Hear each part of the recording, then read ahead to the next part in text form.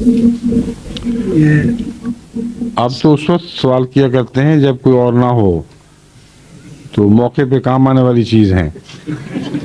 آج پہلی دفعہ ہی آپ اٹھ کھڑے ہوئے ہیں، تو پھر کسی اور کو نہیں موقع ملے گا.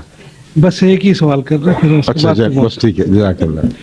یہ شکر ہے. نماز پڑھتے وقت سجدہ کی جگہ دیکھنا کیوں ضروری ہے، اور اگر آنکھیں بند کر لیں تو وہ مکروہ کیوں ہوتا ہے؟ ٹھیک ہے. آپ نے میرے سامنے آنکھیں کھولی ہوئی ہیں کہ نہیں؟ جی.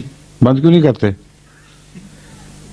نماز کے وقت کچھ کبھی مجھے میری بات کا جواب دیں.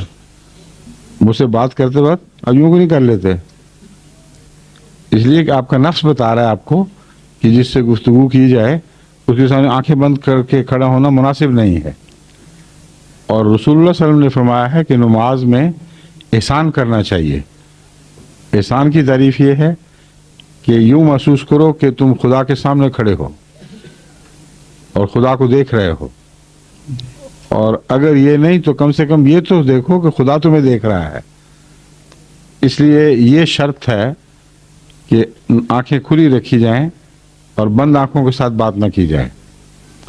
دوسرے بند آنکھوں سے غفلت بھی پیدا ہوتی ہے، اور ایک قسم کی غنودگی یا غفلت کی کیفیت طاری ہو جاتی ہے.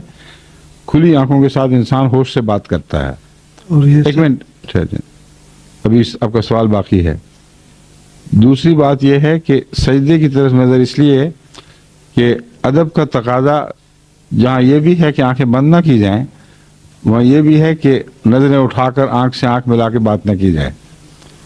اور طبعاً فطرتاً ہر جگہ جب ادب غالب ہو تو انسان کی نظریں جھک جاتی ہیں. اس لیے حضرت صلی اللہ علیہ وآلہ وسلم نے فرمایا کہ سجدہ گاہ پہ نظر رکھو.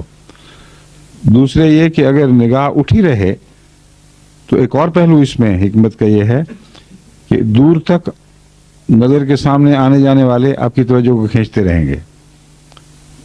دائیں بائیں سے آگے سے گزرنے والے جو سجدہ چھوڑ کر گزرتے ہیں وہ آپ کی توجہ کو منعطف کرتے رہیں گے دوسری طرف.